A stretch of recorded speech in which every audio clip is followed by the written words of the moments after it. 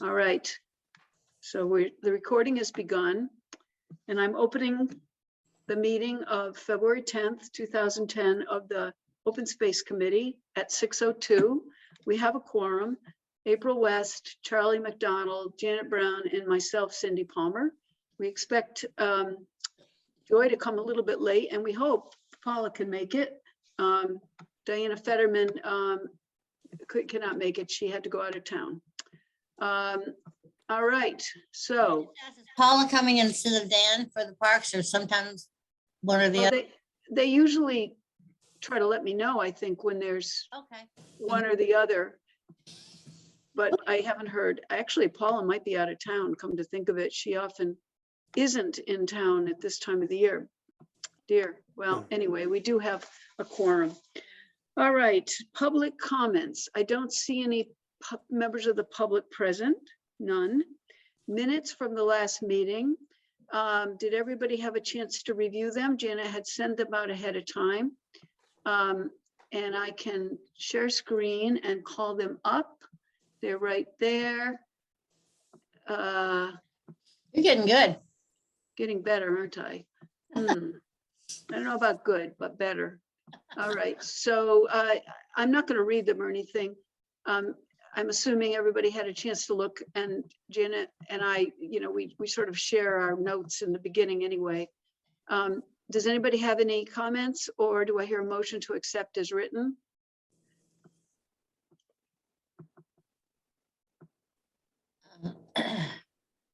Charlie. moved. Oh, thank you. Is that April? Yeah, April's moved to accept. Charlie, are you seconding? Can I wasn't there at the meeting, Yeah, so. you can. Yes, you can. Yeah. Okay, I'll second them then. All right. Any further discussion? But does Charlie have to abstain then? Yeah, he can vote on them. I'm told. Okay. It's fine. He has an option. He can abstain if he wishes, but if he wishes to vote, that's okay. So hearing no discussion, say your last name and say your vote. McDonald, A, yay. Yes. West, I. And Cindy Palmer, OU, AEIOU. Okay, those are accepted as submitted. Thank you, Janet. If you can post those, that would be great. Okay. All right. And then, let's see here, go back to this.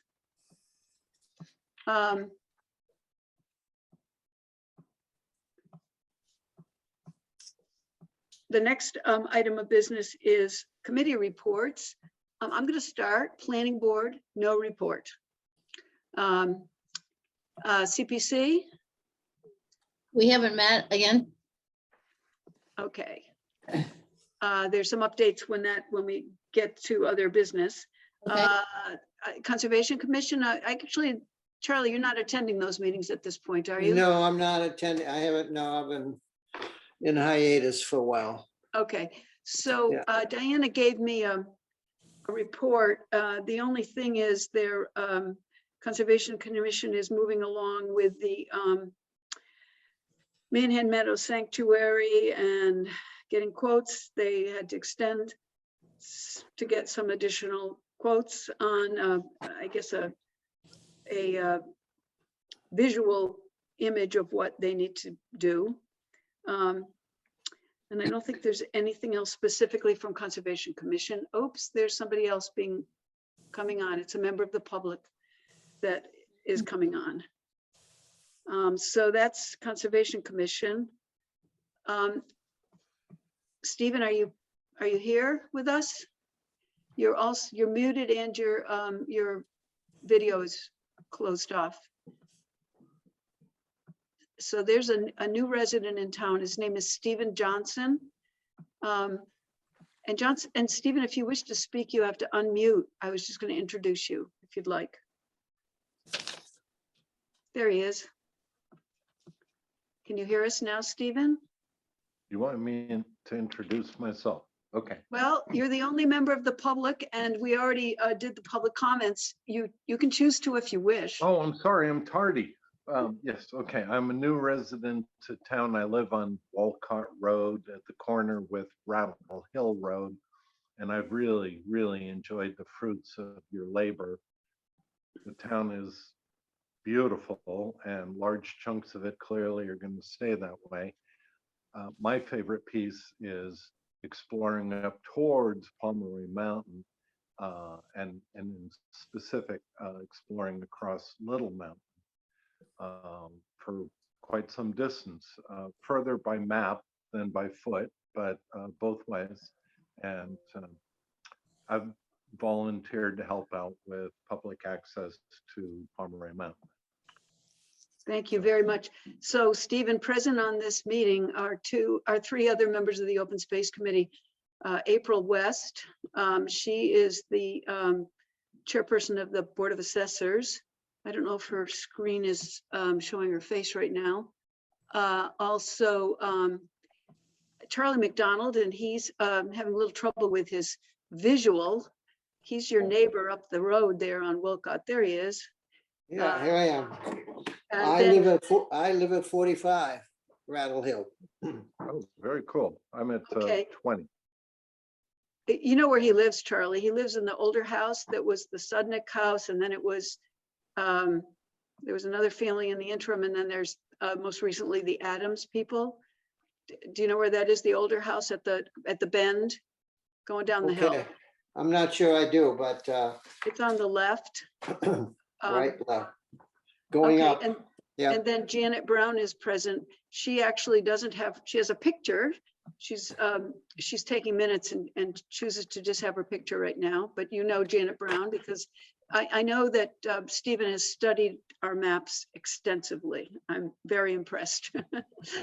So if you have no other reason for public comments right now, I think I'm just going to keep moving along, Stephen, but if you wish to speak, you're certainly welcome to. Just let me know. Thank you very much. Okay, so we did report by assessors. Do you have anything particular right now, April?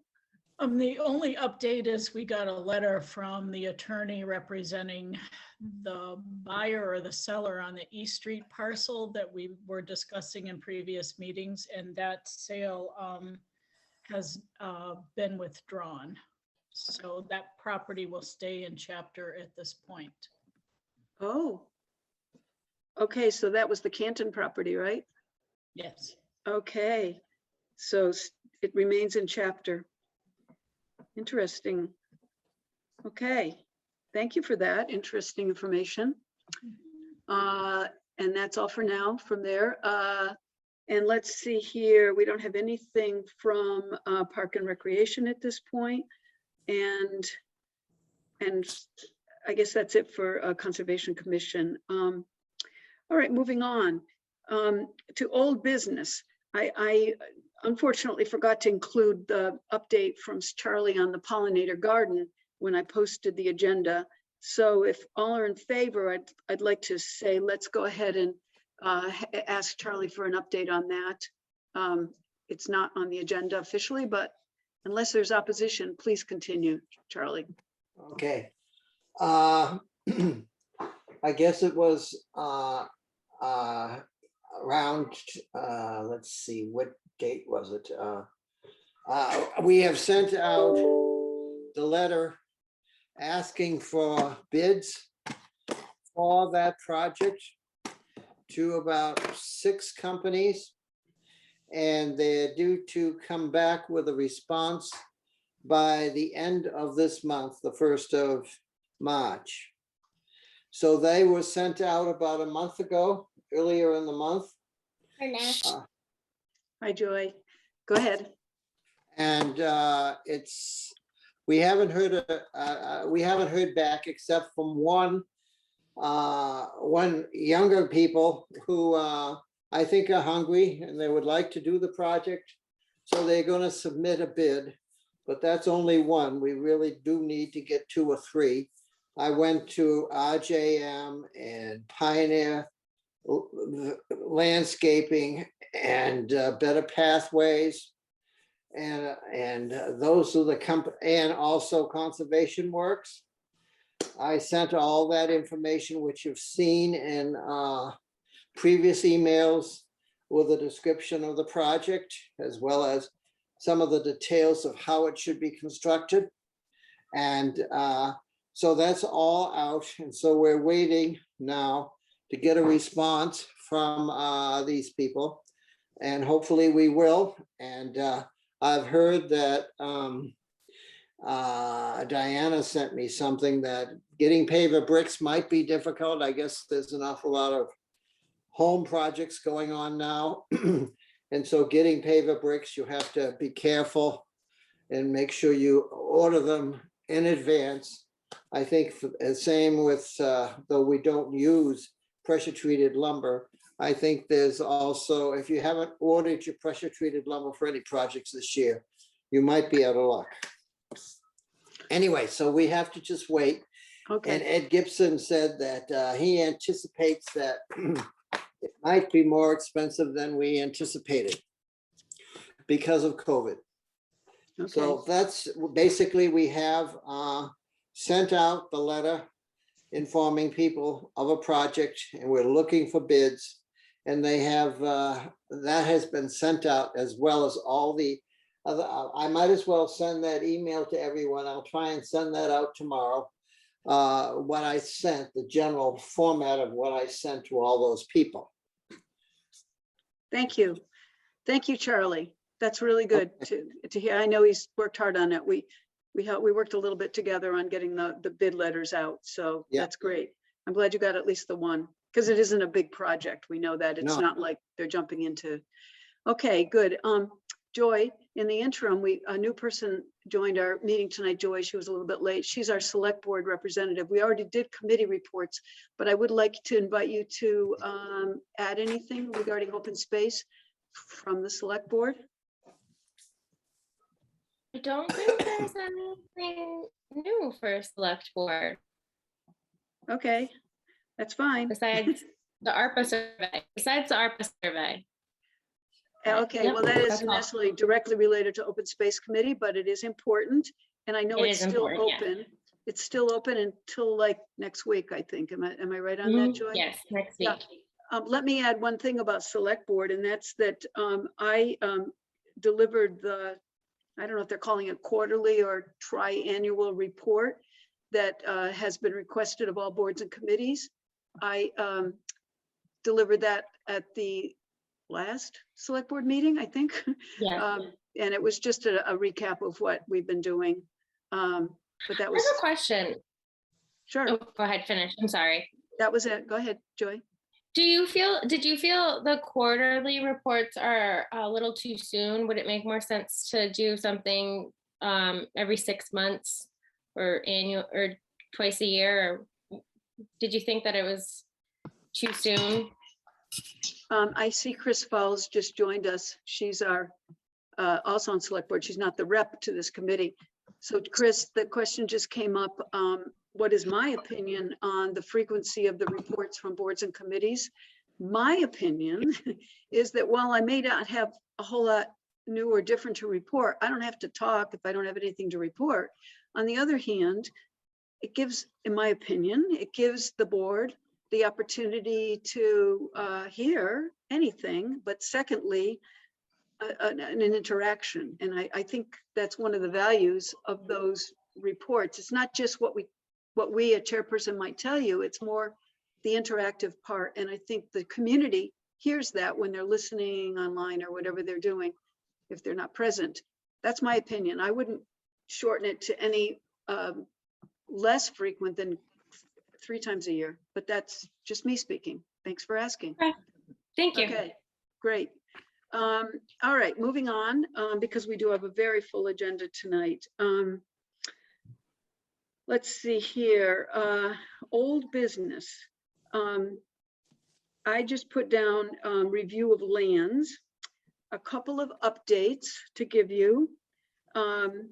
First of all, regarding the Madsen / hold on, I have to find the email.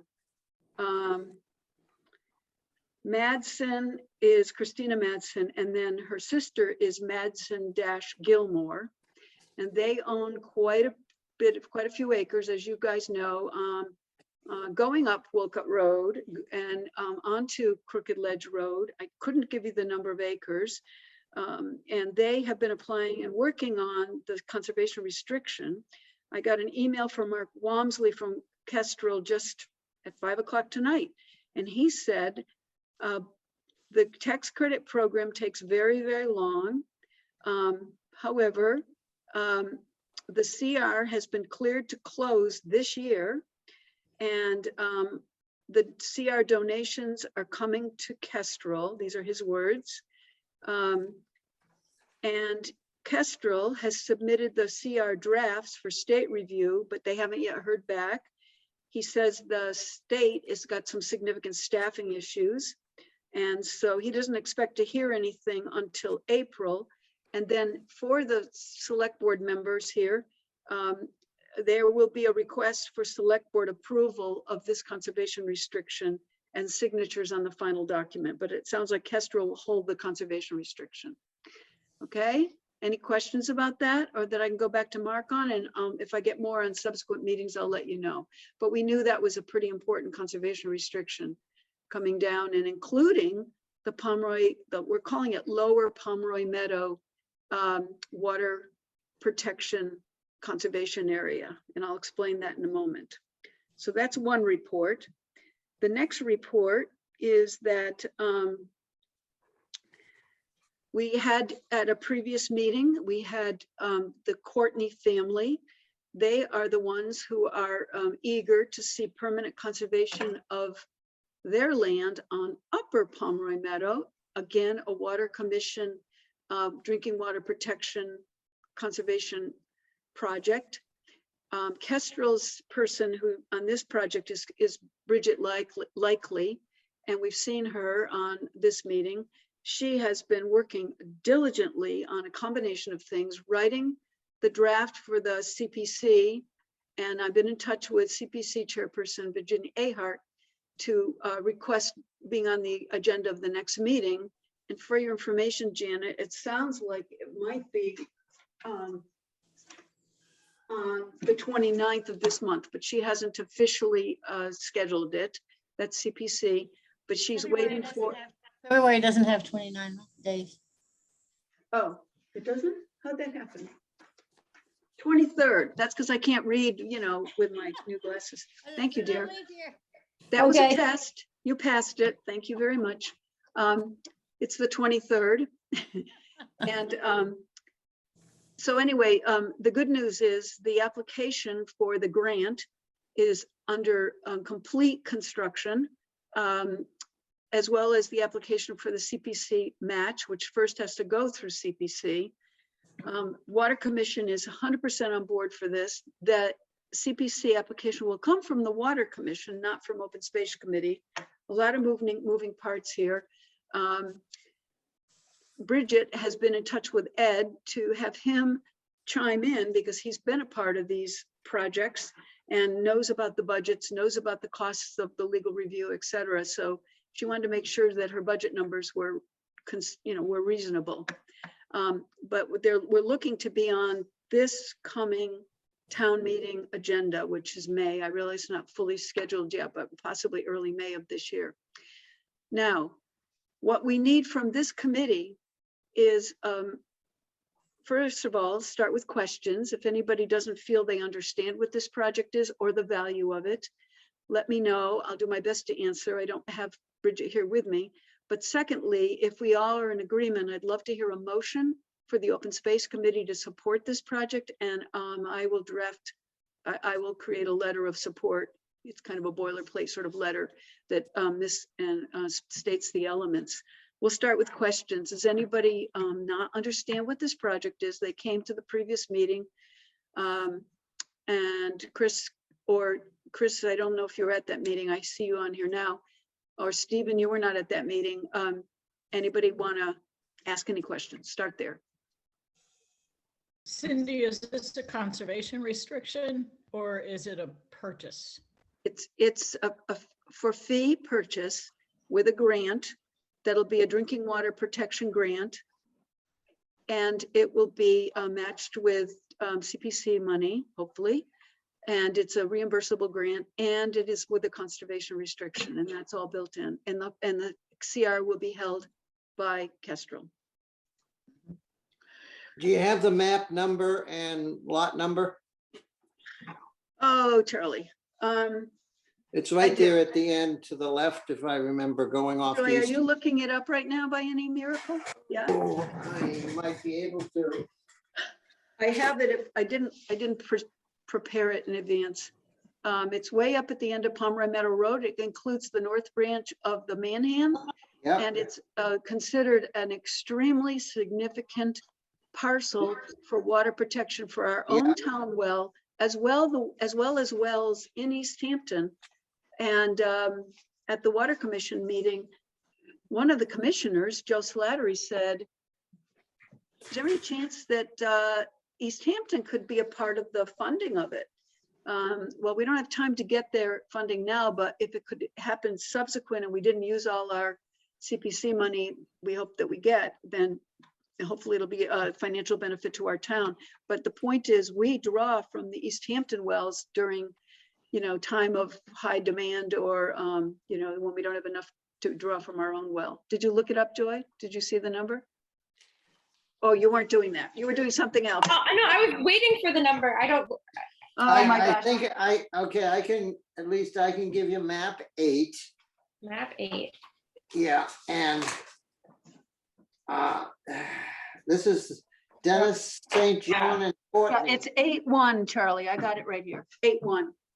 8-1. Yeah, Okay. 83 acres. Oh, I see the one. Okay. Oh, yeah, I see it. 8-1. Big nice piece of property. Okay. But 8-1. All right. Any other There's questions? a portion of it that abuts Easthampton. Yeah. That's what you're saying? That is correct. It's right up next to the Easthampton border. Cindy, just to note, this is Chris. It's going to be on the agenda for select board on Tuesday. I believe Water's looking for a letter of support from select board as well. Yep. Do we have any numbers? Yeah, we do. Costs? 390 approximately. Sounds about But right. once again, Bridget's double checking with Ed to make sure her numbers for the legal review and that aspect of it are good. So we're looking at 390 total. And then the match would be like close to 185 or so, 190. Okay, so I'm afraid I'm a little bit non-specific on the numbers for that reason. Well, do you need to have that in your, Yes, in the CPC application, yes, that's why it's Right. not final. and are you looking for us to make a motion to support this? Yes, Okay. So I make a motion that we support the conservation restriction on map 8 parcel 1. 80, Um, map 81. I Map didn't hear- 8 parcel 1, map 8 parcel 1. Okay, I'm sorry. That's all right. I'll Um, second it. I'll second that. I'm I'll not second done. that. I'm not done yet. Oh, I'm sorry. sorry. I think we need to put a number in there, up to 400,000, approximately 400,000 would be the total cost. Cool. okay. Can you say more than the CR? Can you say the acquisition as well as the CR? Sure, I wasn't quite clear on that. The acquisition and conservation restriction on 83 acres. Okay, so the motion is, and seconded, that support of the acquisition and conservation restriction on map 8 parcel 1 of up to 400,000 total of the 83 acre Courtney property for the purpose of drinking water protection. Okay, it's been made and seconded. Is any further discussion? Okay, hearing none, please, I'm doing it as a roll call. Joy, Aye. Charlie, Yes. Janet, Yes. April, Yes, Cindy, yes, any unanimous. Thank you. All right. Other old business. I think that's it on old business. New business. Let's see here. Actually, old business. Recognition of the Hendrick property donation. So Paula and Ted Hendrick have donated, I think it's approximately 8 acres. And we all know about this. It's been going on for a couple of years now. It's at the corner of Crooked Ledge. No, I'm sorry, not Crooked Ledge, Rattle Spring. Hill and Cold Spring. Yeah. And it's, I don't know if some of you know where Ted Hendrick lives. It's a very old house. It's red. It's on the right if you're coming up the hill from Lower Cold Spring. But the property itself is on the opposite side of the road. It's a donation with a conservation restriction that will be held by the Conservation Commission. And it has been finalized. We've heard the word on that. They were working with Pete Westover from Conservation Works on that. And the word is it's been finalized. And so the question is some kind of recognition. And I'm going to now credit our new resident, Stevens Johnson, who's present, because he noticed something I didn't notice for sure. Maybe some of you else knew that Ted Hendrick 50 years ago with his wife, Maxine, did another land donation to our town. It's the Lyman Conservation Property on Route 10, Route 10, Yeah. you know, on the direct, going down towards the Westfield line. And if you're going south, it's on your right. Diana and I walked on that in the fall. It's very nice. It's back there. So the idea would be, do we want to not only recognize this donation, but thank them for the other one? And boy, if we could get some good press on it, this, and that's the intent here, that we'll, you know, get some of the local publications to be there, perhaps take pictures, maybe get others present, maybe members of the select board, certainly this committee, hopefully, and others, Conservation Commission, anybody that could be present. Now, we do know that Mr. Hendrick, as far as we know, is in good health, but we want to be cognizant of the fact that, you know, he's lived a long, wonderful life. So we want to be respectful of his general health in terms of the timing. We talked about doing this in April. Subsequent to our last meeting, Diana was in touch with the chairperson of the Friends of Southampton Open Space, and they have agreed to take on as a project, they do have some funds, the creation of the sign and a small, maybe 3-car little parking lot, which would be an access to this little bit of acreage there. We're kind of working with Conservation Commission to make sure the timing is right, and also there may need to be some boundary posting there to be sure we know, because I know that the other landowners, because I walked there, this is firsthand information, they've got their lands posted, no trespassing. And so we really need to be respectful of those people. So I had hoped that we could kind of finalize a plan here to hold this, but I'm not sure if we can yet. I'm not sure if we, timing wise, we can do that. What I would like tonight is to get a couple volunteers from this committee. That would be kind of the subcommittee to help create this recognition ceremony. Do I hear any people that would agree to do that? We got a lot going on, and I just wonder if a couple people would volunteer to just work on that. Janet, Janet volunteered. Do I hear a second volunteer maybe? I know everybody's busy. in April, we say sometime in April. Well, we don't know. It could be May or Well- later. We're not sure. Anyone else? I'll volunteer. I'll volunteer. Thank you, Charlie. Okay, so we can talk afterwards about kind of what kinds of things we need to consider. And, you know, we need to be back in touch with Conservation Commission because they are, you know, really important. They didn't want to take on this recognition role, but we really need to be sure they're on board with anything we plan. And I think Diana will help with helping to maybe write some press releases, et cetera. Stephen, did you want to add something to that? Well, thank you for recognizing me. what I've heard since I watched the Zoom recording of your January meeting, first learned about this, is that the Conservation Commission struggles with or they feel the burden of managing the existing portfolio of town-owned conservation lands, and have recently invested funds in surveying the Lyman Conservation Area.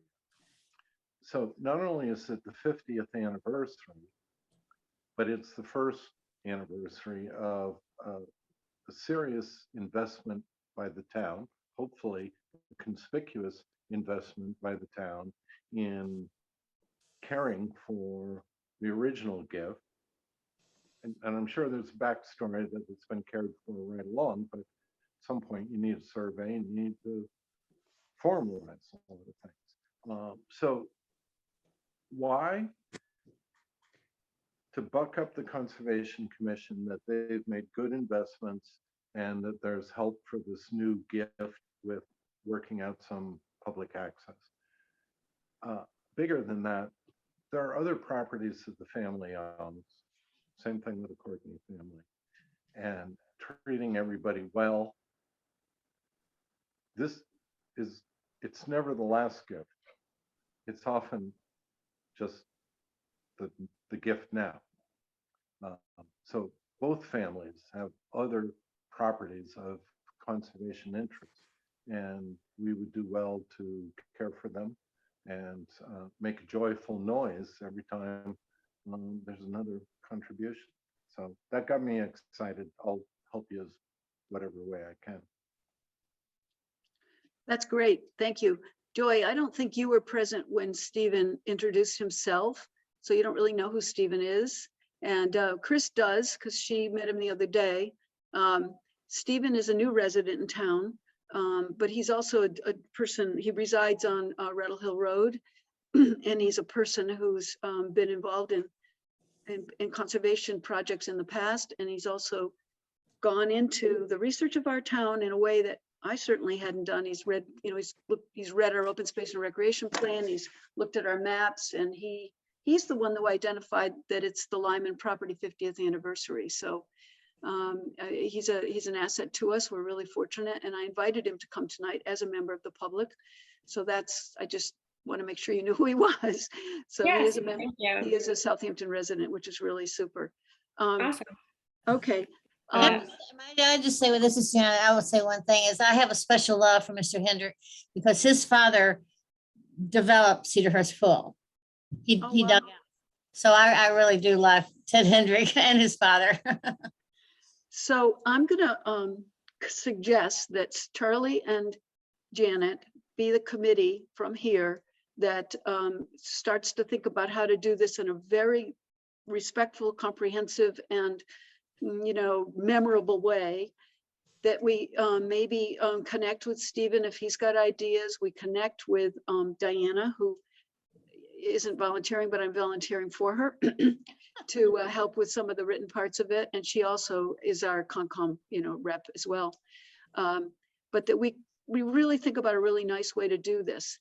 I do want to clarify something, Stephen. I know that there is the Hendrick name on other properties, and they, the Ted and Paula Hendrick people do own the residence property across the street. I don't know if they personally own any other land. Maybe you've discovered something. The other Hendricks are not that, they're related, but they're not that particular family who own that other large parcel next to Clearwater Woodlands. Is there some others that you've identified that's owned by Ted? No, Oh, okay. All by right. Ted Hendrick, no. Okay. No. But you're right. There is another very large and important parcel that's owned by Leona Hendrick, who's the widow of Robert Hendrick, who was Ted's brother. So they are longtime and very important residents and very generous people in our town. Okay, good. Thank One you. other thing, Ted was recognized a couple of years ago at Celebrate Southampton as the oldest citizen in Southampton. That's right. Right. And he's also given our historical talks, probably more than once. He wrote, didn't he write the history? Yes, he did. I have a copy of it. Yes, he's a fantastic person. Do you know him personally, Janet, through the years? You might have. Oh, yes, I do. Yeah, he came here to walk around last year and oh, I remember mowing the lawns. Last year, my golly, holy cow, that's good for him. Okay. All right, I'm going to move on. Something else that we reported at the last meeting that the offer to purchase the land, the 40-something acres up next to Great Mountain Path, which is owned by the Transeris, that they at this point are not interested in selling. Subsequent to that, and Diana would be able to report this tonight if she was here, the Conservation Commission is still eager to have some kind of a parking space for anybody who want to walk on that new trail up on Great Mountain Trail. And the thought that came to their mind was the Loors, you know, the LOHR family Loor that are at the end of Wolcott Road. And then there's a town-owned easement across their property to access Great Mountain Trail. And I'm going to say that they, our new neighbor, Mr. Johnson here, Stephen, who has, I guess in passing, waved at some of the Loors. I think you're going to try to connect with them and see if they're interested in selling a portion, a small, you know, an acre or something or more. I don't know what were your guidelines? Did you get specific guidelines, Stephen? Those were very specific guidelines you just articulated and generally consistent with what I've heard. Okay, so that's just a little. By representatives from or to and from the Conservation Commission. What I would suggest is that my entree to the family might be how we might improve public access to the Great Mountain Trail before I launch into a specific solution. Because again, they own a patchwork of lands that are of conservation interest. And if we don't jump prematurely to a small but maybe onerous ask, but open a conversation with them about access, which I'm sure they'll acknowledge is an important benefit for public access to the mountain, we might find that they have, or that they're motivated to find solutions that are better than traipsing between the house and the barn. So we'll see. Or maybe that's fine as long as there's better signage and so on and so forth. But I don't want to, and I've not heard from the Conservation Commission a very specific charge. So I'm going to take it more generally with the hopes of perhaps a larger, a win-win kind of solution. Okay, great. Thanks for that input. That's important. Improving public access to the town land on Pomeroy Mountain, the Great Mountain Trail. That part's absolutely clear, and I'm consistent on that. And I did a little conflict avoidance with Kestrel Land Trust, make sure that they didn't have a ongoing relationship. So green light on that. Okay, good. Very good. Thanks for clarifying. Well, that'll be ongoing then. You're welcome. Thank you. Another new business, and this might have come. Maybe you can mute, Charlie. I'll mute. I don't know if I can mute him. So I'm sorry. another. Okay, great. Another piece of new business, and it may have come up at a previous meeting. I cannot remember. There is another landowner in town. His name is Charlie Fisher, and he lives on Russellville Road. And he also owns a considerable amount of property, 25 acres on the Alder Pond side of Crooked Ledge, and on the Crooked Ledge side, on the other side, on the back of his house, 25 plus acres And some of it, I think, got subdivided and A&Rs came to the planning board for building lots. But Charlie had been in touch with Kestrel Land Trust in December and spoke to Mark Walmsley. And then I saw Charlie at the special town meeting, and he said he hadn't heard back from Kestrel, and I said, well, wait, and then if there's something I can do, let me know. So he called me the other day and he said he still hasn't heard from Kestrel. And I contacted Kestrel. I emailed Mark. He said they just got approval for a limited appraisal, and they're waiting for that to be scheduled. The appraiser has a busy schedule for the winter, I guess. In the meantime, Charlie wants to meet with me to kind of talk to me about what his goals are for the land. He is interested, he said, in having a conservation restriction on it. And this is very specifically the land next to Alder Pond, which if you've driven by, there was some amount of cutting done there, but I think it was just a forestry plan. And he still doesn't anticipate, at least it sounds this way, wanting to see that developed in any way residentially. So I'm kind of excited about that because it's really pretty land. So that's just a report. I don't have anything else to say unless you have a question or comment. Go ahead, Stephen. Did Charlie Fisher grant conservation restrictions previously? And to any of his lands? Yes. Oh, gee, I don't know the answer to that. I don't know. In my map perusal, I thought I saw that. So you clearly have a conservation-minded landowner by the fact that he's talking to both you and Kestrel without any apparent playing one off the other to get a better deal, though keep your antennae up. Oh, good point. Well, he knows that I'm just Open Space Committee. And with your background, I was going to ask if you wanted to sit in that conversation. We have scheduled it, but I could reschedule it to make it work. That occurred to me afterwards, but no, nobody's gonna play me against Kestrel. No way. Yeah.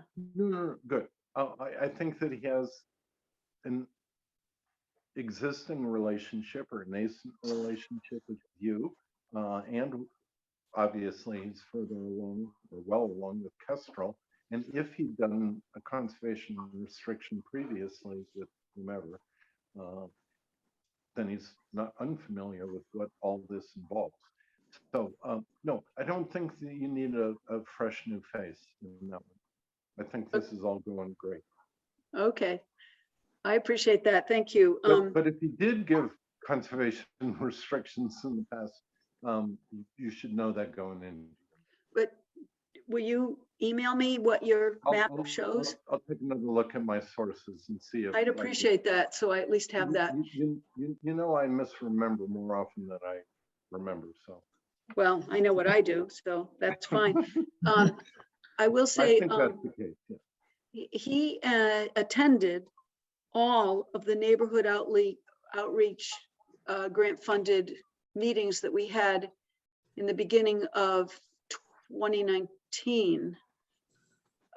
He attended every one of them, and so, I hadn't heard that he had a CR, but that doesn't mean I know. So thank you. Anything you want to share on that? That's good. All right, so that's another new business. Let's see, what else? Moving on. We need to think about communicating with landowners. We are not doing a regular neighborhood outreach kind of program this year. We missed the opportunity to get a grant. The money is spent for this year. And one of the thoughts I had was to create, and I already drafted it, but I'm not going to pull it up on the screen right now, but I've drafted a letter to go to the landowners with whom I'd like either to build upon the relationship we've started or instigate new relationships with some people, the outer towners we know about. And what I'm going to do is share that letter via email and ask for anybody that wishes to comment. If there turns out to be a lot of commentary before sending it out, I will bring it up at a future meeting before sending it out. But that's my recommendation, that we at least send out some letters. We don't have a budget. It'll have to be, we already have the letterhead of it, because that was left over from last year's neighborhood outreach. And some of the stamps are still available. And I suppose I could go down and use the printer in the town hall if I needed to. I'm not talking about sending out tons of letters, maybe 30 or 40 at the most. So generally speaking, and that's my recommendation, that they're just kind of updates of what we're doing. That part, I wonder if there's any comments on at this point. None. Okay.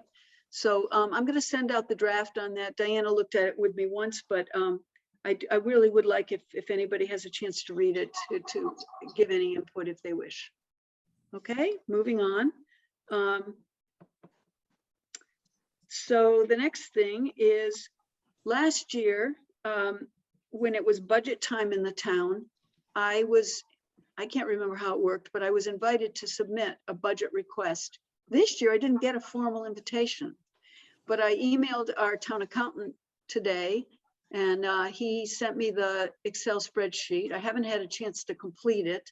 I think we asked for $500 last year, and it was strictly just to, you know, postage and printing and that kind of thing. And maybe if we are able to bring together any people at some point, if we need to buy some coffee or pie or something.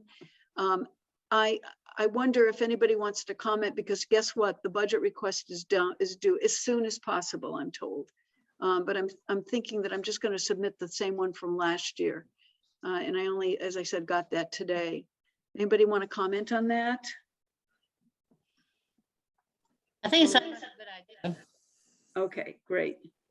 So I think we still have try. I don't think I don't know what the budget, how it's going this year. I know different factors are playing into the town finances. Chris, you want to say something? Just that the budget requests have been submitted, and then the accountant is getting them over to the finance committee, and the finance committee is going to start scheduling meetings very soon with the various departments to hear their budget requests in person. I'll think I'll say this just as a non-official anybody. Personally, I think I would ask for a little bit more, because if there's a cut, then you might at least end up with 500, maybe. I don't know. I mean, I wouldn't hurt to throw a couple hundred more on there and just, you know. But Okay. you're not hearing that from select board. All right, well, that's a good recommendation. And I think it's always good to shoot high and just Yeah, have it come down. If you shoot low, then you don't Yeah, get I it. mean, at least you might get something out of it this year. I don't know. But anyway, there'll be hearings scheduled probably a little bit. Well, we're almost through February, but certainly maybe a couple at the end of the month. But most of March, I think, will be on budget hearings with FinCom. So. Okay. Stephen, did you want to add something on that? Not something that easily flows into the spreadsheet. I'll acknowledge that at the outset, but I was surprised. I mean, Southampton is a small town, but it has big issues, and I was surprised that the Conservation Commission has such paucity of resources. So generally, the question is there something the Open Space Committee could do to support the regulatory, statutory functions of the Conservation Commission by just, by the way, most other towns of our profile have staff support for these planning, conservation, open space functions. And we don't have a proposal to go out and hire somebody. It's premature, but we are outliers in not having that kind of staff person or other more particular things that the Conservation Commission may need your backup. They'd love to have your back, I'm sure. So, Well, I guess I'm not clear. I mean, we don't have any money and we can't raise money. We can get grants, but we do have a Well, 501c3. So the budget, you were talking about the municipal budget, not your fundraising budget, I think, right? We can't fundraise, yeah, go ahead, yeah.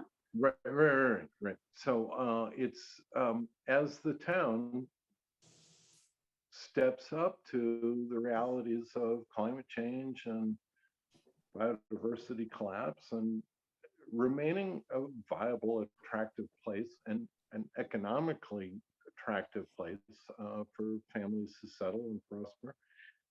These investments, need to be made, and professional staff at the municipal office, or God knows, maybe what they need is a soil auger.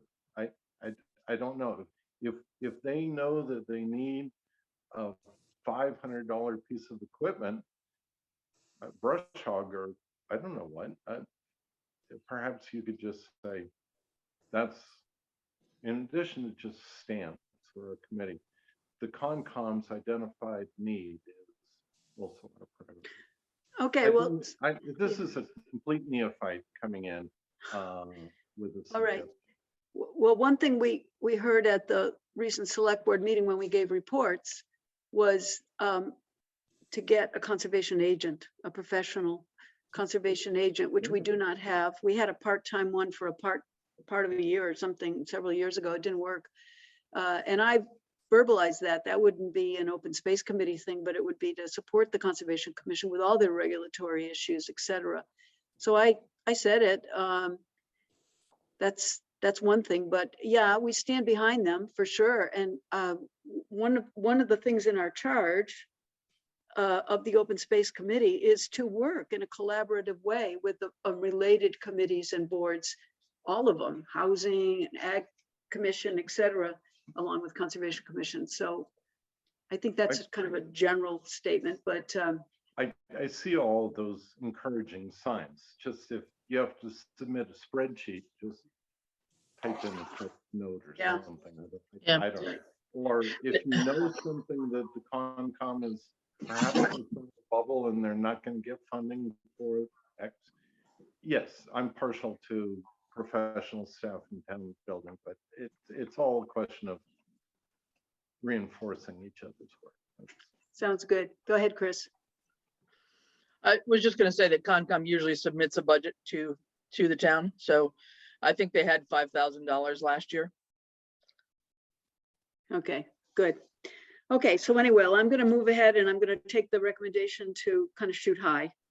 The next is to put up the, let's see here, I'm looking at my notes. To say that I have to submit an all-town report submission from the Open Space Committee. I sent that out in advance to all of you, not you, Stephen, and not you, Chris, sorry. Just to see if anybody had anything that I missed. And that would be sort of a summarization of 2021. And I heard from nobody, not that you had time to really respond to it, but I will say some editorial parts went into it with my friend Diana. She's not here, but she sort of gave me some suggestions from strictly an editorial standpoint. How about you? Anybody want to add something I forgot? April, have you got something?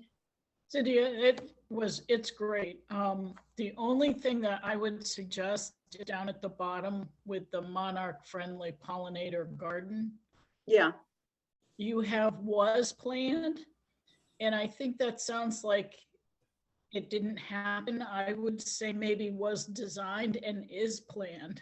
oh, good. Okay, so keep it like an ongoing thing, which is in fact true and ongoing. Very good. Thank you. Thank you. Anybody else? And it's not too late to tell me, but I do have to get that in. So if you, This is Janet. I apologize for not responding. I thought you did an excellent job. okay, great. Thank you. Okay.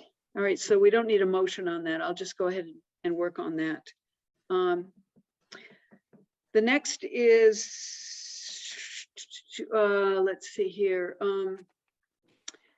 I have, and I think Charlie McDonald has been attending the Mass Open Space Conference, which are Zoom conferences. And I'm just going to tell you, I've learned, I can always learn, I have an open mind. And some new things came out today about environmental justice and access by underserved communities, be they because of financial reasons or alternate cultural groups, people of immigrants, people of color, et cetera, people in urban areas, people with physical or other sorts of impairments and disabilities. I found it really, really good to listen to. And having said that, I am now going to share my screen to look up, oh, please be here. There they are, the goals. All right. So can everybody see the goals? I'm going to the top. Now, I didn't hear from anybody any additional goals, but I'm going to go through these. And then at the end, if there's some that want to add to them, and there, I think all of these are very achievable goals. That's my opinion. You don't put goals down that you don't think you can achieve. That's my particular thought. First of all, finalize this monarch-friendly pollinator garden. Charlie's working on that. Plan for the planning, I should say planting, sorry, should say planting and maintenance. Anybody want to add or comment on that? If I can't see you anymore because my screen is now this, so you have to speak up if you want to add something. I will just submit maybe some diagrams of expanded plantings in that pollinator garden and design around the parking area, that kind of stuff. So I'll try and get that out this week. Just some figures, they're just hypothetical. You know, it's something to think about long-term, how you want to develop that property above and beyond the small garden at the front end of it. Okay. All right. Having said that, I'm going to tell you two things. Number one, Charlie, we have to get those numbers together in order to go to CPC, as you know. And because of the Courtney property that we've already spoken about, there's a chance, and I don't think you're going to get the numbers before the 23rd, which is 2 weeks from now. So it'll have to go on to the March meeting of CPC, which is reasonable because you have to wait till the first anyway to make sure you don't get more bids. All right, so that's one thing. And the second thing is, outside of this committee, a group of people in town who are gardeners of many levels. There's a couple of master gardeners. That's an educational designation as far as I know. Yes. We have, We have, there's some people that are starting to talk about developing a Southampton garden club. That's generally, there's only been one Zoom meeting. There's thoughts underway of that. And so I don't know how this is going to fit into this specific garden, but we have talked about also some of the other more public kinds of spaces in our town. So I don't really have anything else to say about that, except that I was part of that Zoom meeting.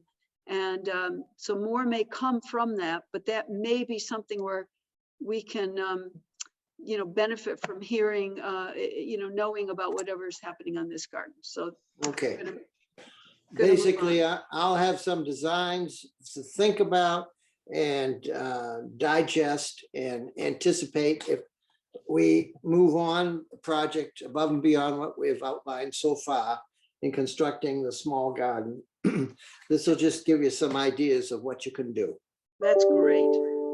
Okay. And I mentioned before that the Eagle Scout is working on a pollinator garden at the church. It's as his Eagle project. Oh, So that's right. You did say that. Yeah, one of the Eagle Scouts. That's right. That's good to know too. Okay, great. Moving on. So I'd like to see this committee sponsor a couple of hikes on our current property and also participate in general stewardship efforts. And I know Friends of Southampton Open Space have done some, they're just kind of getting themselves going on these things. I'm going to be talking to one of their members who is one of my neighbors down here, maybe next week, and maybe myself, just as a volunteer, working on Clearwater Woodland in some respect. It's unclear, but I would like to see, that's the stewardship aspect of it. But I really would like to see a couple open space sponsored hikes, maybe for later in the spring, maybe a couple in the fall, where we get visibility from that. And we also, encourage people to attend. So that's one of the goals I'm putting down there. Any comments or anything on that? You don't have to comment, but I don't want to rush through. Moving on. And the next one is to continue to support the conservation of the Courtney property. That's a given, but that's going to be an ongoing thing. Stop me if I'm going too fast. Next, finalize the plan to honor Ted and Paula Hendrick for their gift. We've already talked about that tonight in the 50th anniversary, and we've already spoken of that. So that's a goal for 2022. Support the acquisition of property to build a parking lot at Great Mountain Great Mountain Trail on Upper Wolcott. And that we've already spoken about tonight. So that's a goal for 2022. I love to write a goal down that we can achieve, that we can check off and say done. Good. Next is, we've already spoken of this, develop written communication, letters, maybe mini newsletter with landowners of parcels of conservation interest, continue relationship building, prepare to support conservation as these issues come up. There's a couple more people that have contacted me that just want to talk, and it's kind of premature to be bringing out their names in publicly quite yet. And then assist with the I just mentioned this, assist with trail and bridges on Clearwater Woodland, which really isn't. We do have a need for those right now. Again, working with FOSOS. Mark Walmsley from Kestrel and I and their executive director, Kristen DeBoer, have spoken in the past about trying to come together with a very large state grant called a landscape partnership grant. There are specific criteria that have to be met for that. I'm eager to do that. One thing Kristen DeBoer told me was we need to find a large or one or more financial donor to be a kind of seed person on this. Now, if anybody wants to comment at any point, you have to speak up because I cannot see faces at this point. So, How much do these financial donors have to, you anticipate donating? well, good question. I think she said that they had some people in Easthampton, I think that went, I'm careful to not want to quote amounts, but we're talking in the hundreds of thousands of dollar range as the large donors. Doesn't mean somebody can't make more donations.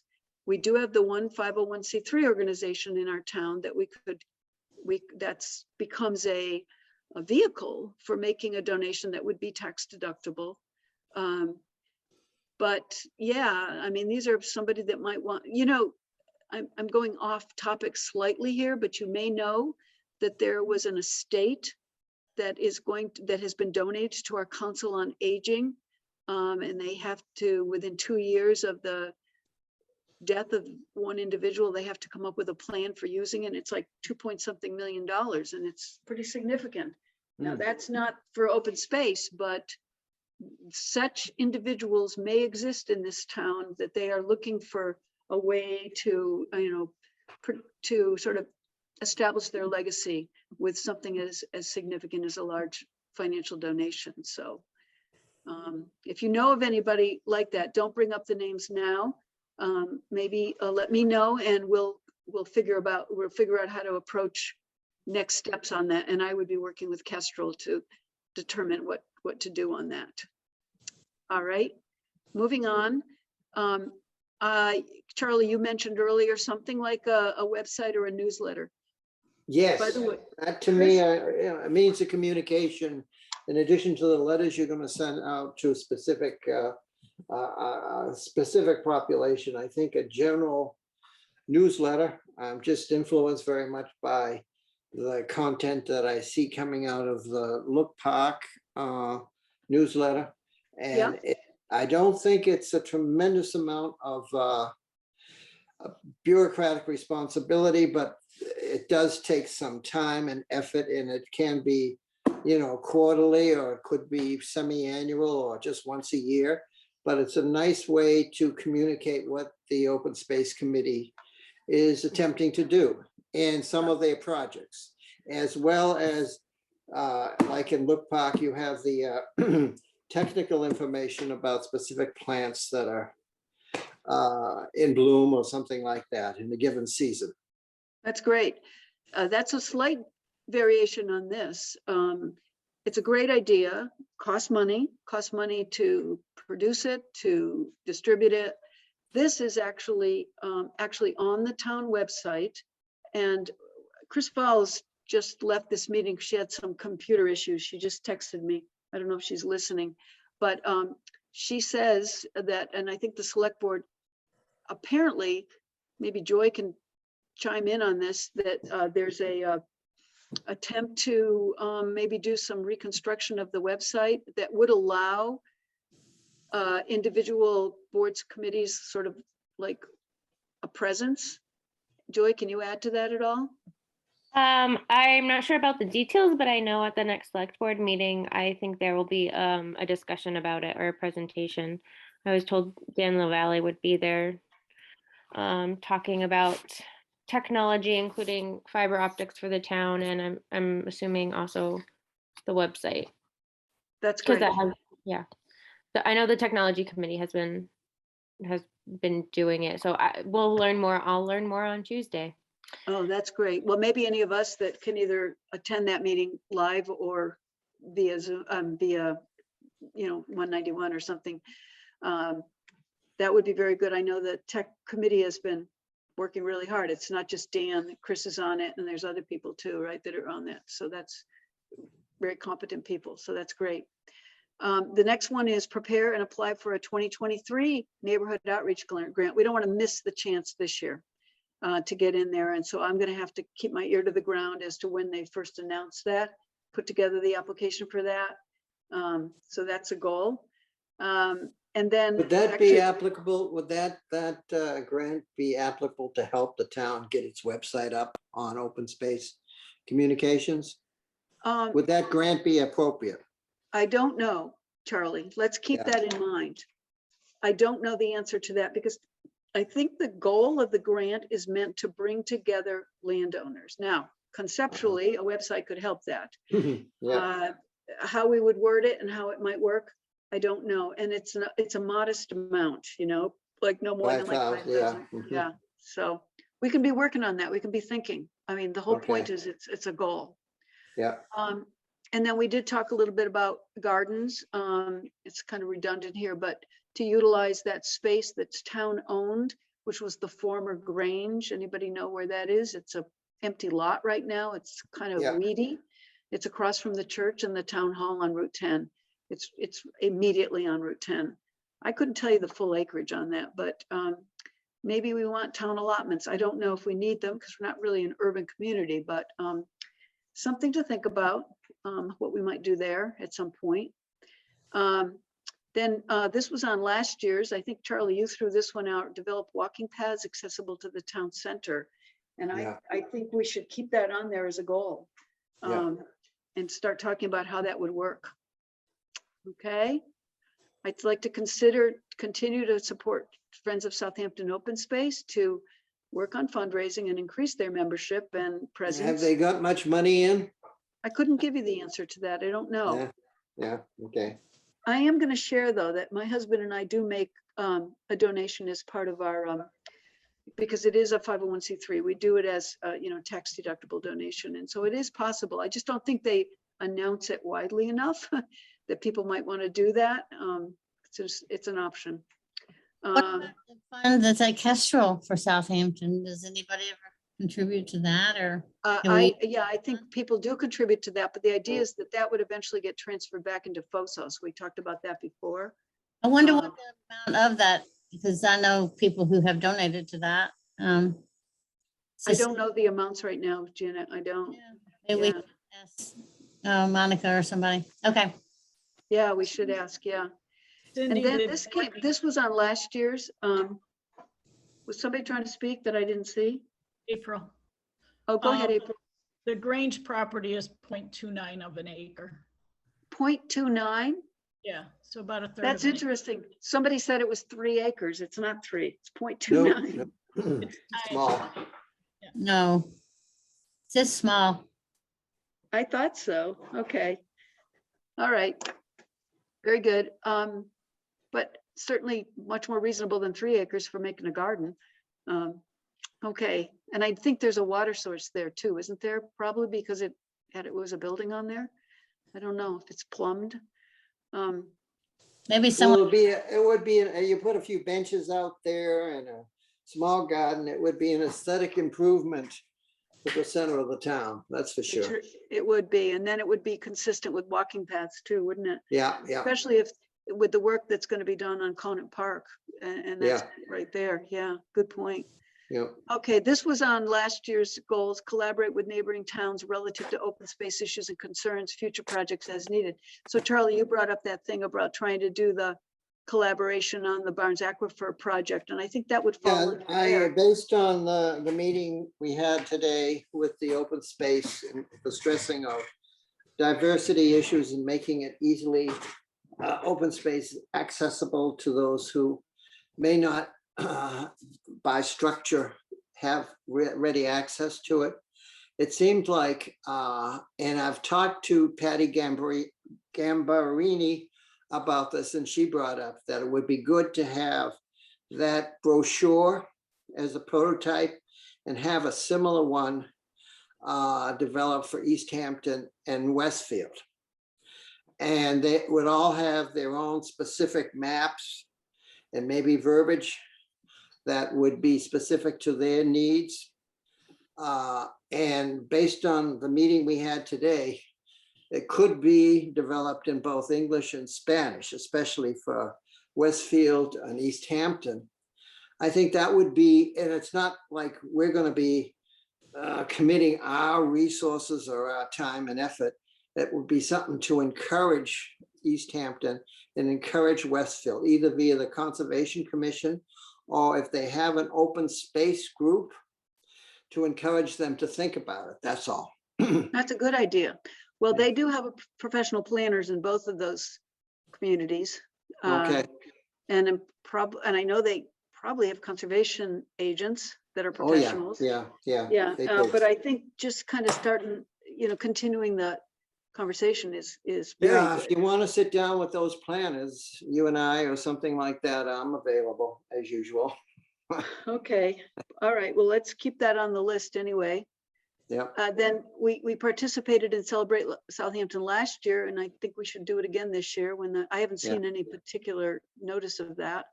no, And then finally, and Charlie refers to the meeting today, that meeting was the Zoom Open Space Committee conference. And I already told you who the speakers were. They were, environmental justice was part of it. So I threw on the bottom of this, one additional goal was to hold at least one or more environmental justice events, whether we invite some people to come or we advertise it as a way to invite people who might have some need to have a special consideration for accessing the environment for the whole variety of reasons that came out. mhm. I'm going kind of fast, but does somebody else want to throw out any goals? It's not too late, and it's not too late to email them afterwards.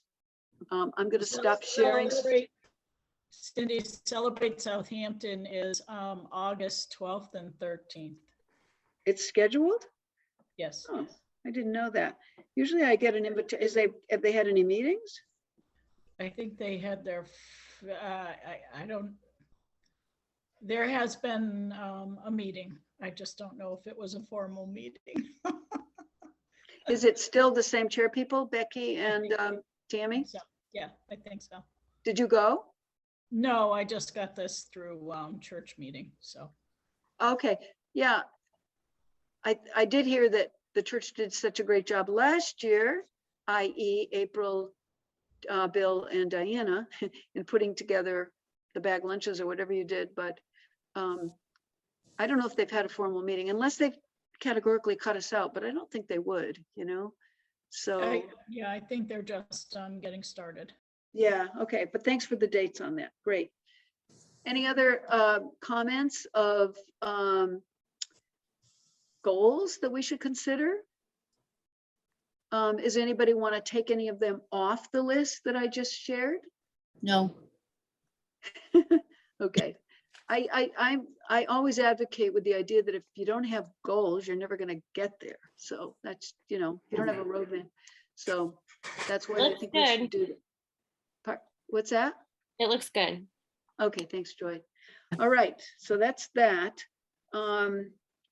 Moving on, let me see here. Again, looking all over my notes. I don't think I have anything else on the list that I wanted to mention.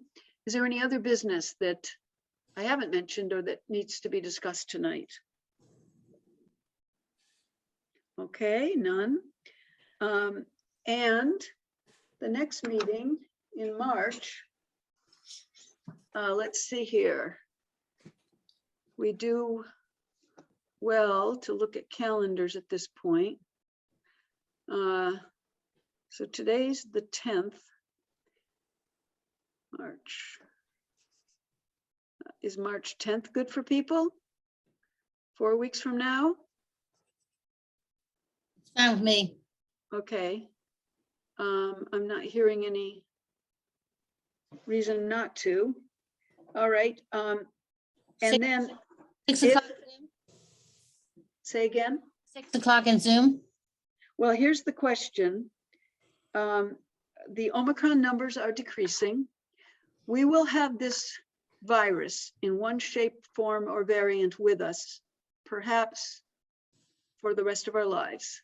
And there'll always be the changes. Now, we can still meet by Zoom. We can wait till spring. There are meetings occurring at Town Hall now. We know that. Select Board's meeting at Town Hall, other meetings are happening. You have to wear masks. That's not been lifted. What does the group here feel about trying to hold a live meeting at Town Hall? Can I we, think it would be good to have a few live meetings, however they're dispersed in our schedule. can we We say can also, time It and, could be outside, it could be outside. go ahead, Janet. can we say time and location to be announced? Oh, yeah, we can, but I'm looking for people to tell me their thoughts in general. So, yeah, I think live meetings once in a while are a good idea. We could wait till April or May to maybe hold outside ones or wait and see how things go. Any other comments? I'm there anyways. So Okay, so so now I'm going to ask for people to vote, unofficially vote. Just give me your thoughts. Do you want to have the March meeting be a Zoom meeting? Say yes if you want it to be a Zoom meeting, just the March meeting. Charlie, Yes, Janet, Yes, I don't care. Yes. I don't care. April, do you have an opinion? A Zoom would be easier. Easier. Joy, do you care for No. March? You don't care? Okay. And I think for me anyway, it is so much easier just to walk up the stairs, turn on the computer, and versus trying to go down to Town Hall. But I do think there's a lot of benefit of live meetings as well. So let's make the March meeting Zoom, and then we'll continue to consider that. what was that, the 10th or the 3rd? The Yeah. 10th. 10th. Okay, 10th. thank you. Thursday, the 10th. Now, I am going to add that I am away a good portion of, well, at least the first half of April. I'm out of town. I'm out of the country. Yeah. Yeah, I'm going to go visit France again. Hey. It's not to say we shouldn't hold the meeting, and we should, but we can also wait and have it at the end of the month. We'll just kind of keep that in the back of our heads. I will be back by the middle of the month, so that's an option. Okay. I love keeping meetings short. It's not even 7:30 yet. Is there anything else that we need to discuss tonight? All right. Do I hear a motion to adjourn? So moved. seconded. Second Moved and seconded. We're going to adjourn at 7:20. Stephen, thank you very much for attending tonight. You're always welcome. And your Thank you. ideas are very valuable to us. And for anybody else who's listening, because they're listening to the tape, we really do appreciate community input. This has been a recorded meeting, and so it will be available for listening later. And I guess that's it for now. Thank you. Good Good night, night. everyone. Thanks. Night.